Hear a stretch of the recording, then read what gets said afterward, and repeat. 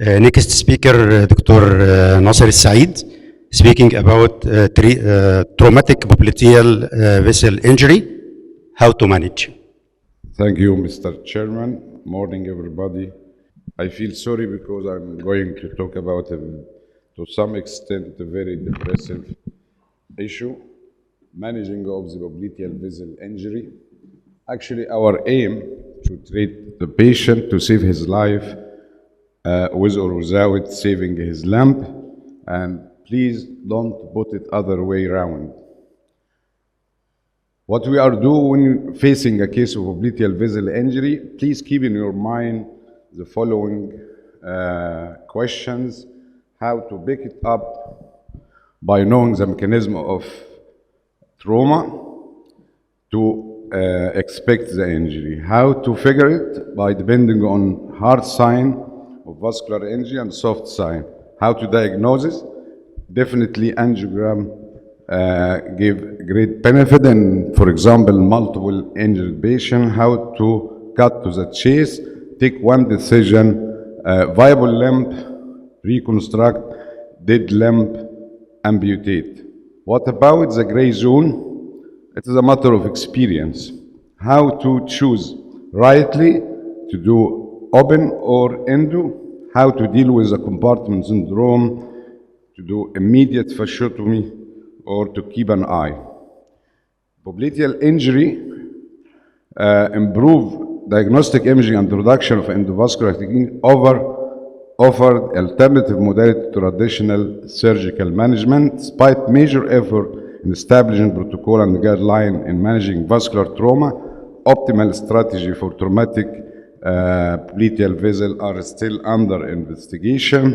In the era of ligation vessels, the amputation rate was 72. In the era of introduction of reconstruction, dropped to 32%.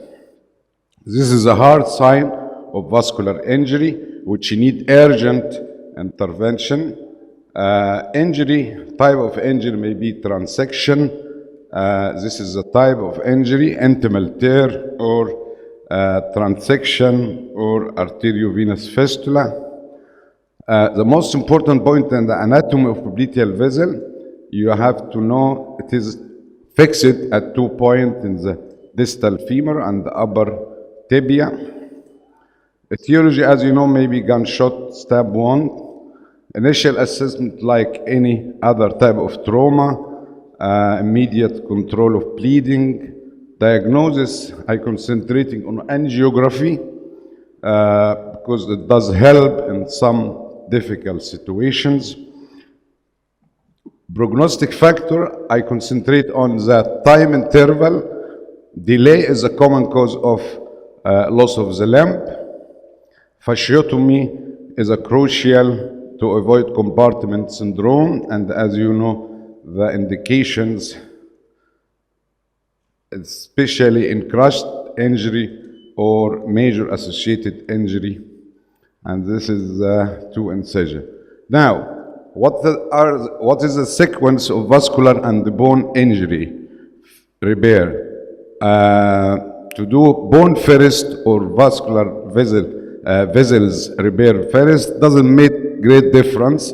For me, I actually prefer to do reperfusion as soon as possible, but the most important point to do it in one session, team, vascular and orthopedic team. This is the surgical approach. Endovascular, the literature supporting endovascular repair for lower extremity vascular injury remain sparse. Contraindication for endovascular approach include external bleeding, expanding hematoma, exposed artery. The challenge actually are faced with a partial transection. Keep in mind this is quite difficult to pass your wire and to complete the procedure. Primary with severely injured limb for which attempt salvage would be futile, primary amputation should be considered. Now, I just would like to show you different scenario. The first case is funny story actually. This young chap transferred from other hospital, other military hospital to us after road traffic accident, fractured tibia with big hematoma.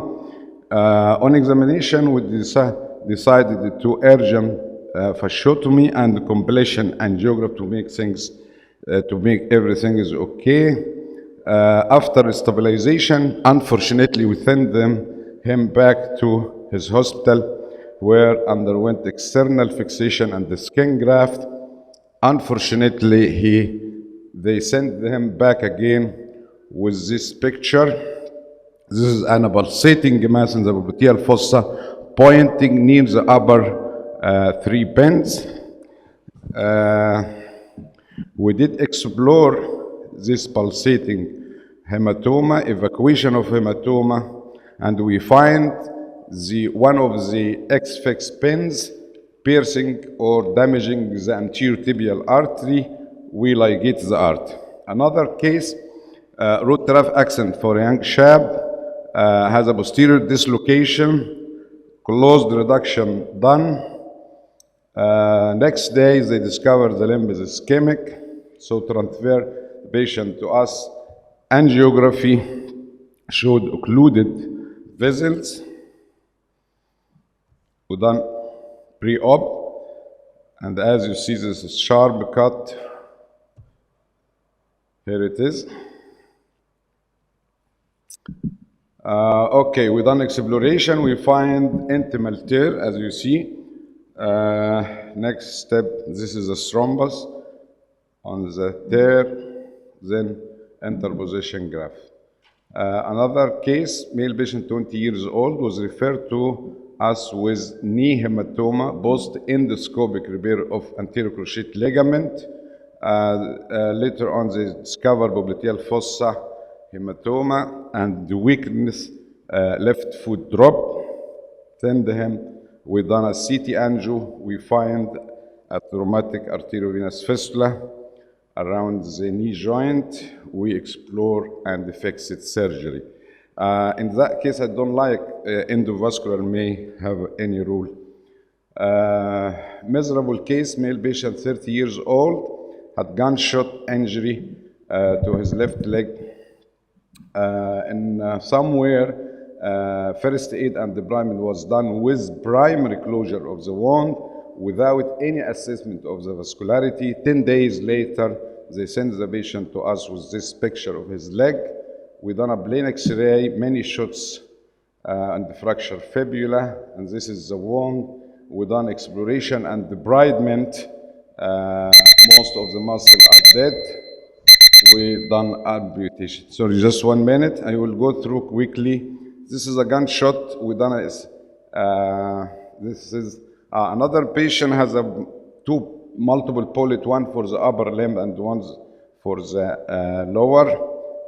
Unfortunately, missed the popliteal problem, and we discover he has multiple ulcers, multiple injury, and this is. We explore the popliteal. We find the connection between the artery and the vein, and we did reconstruct and passed smooth. This interesting case, road traffic accident, multiple level injury, transection. We explore the muscle. The muscle was dead. So decided to do amputation. Another parachuting accident recently, missed to transfer the patient for us in a proper time. We done a CT angio, you see popliteal artery vein injured, and unfortunately we decided to revascularize this patient. It was to some extent it's not the right decision. We done a bypass. This is the muscle. 3 days, 7 days at the end.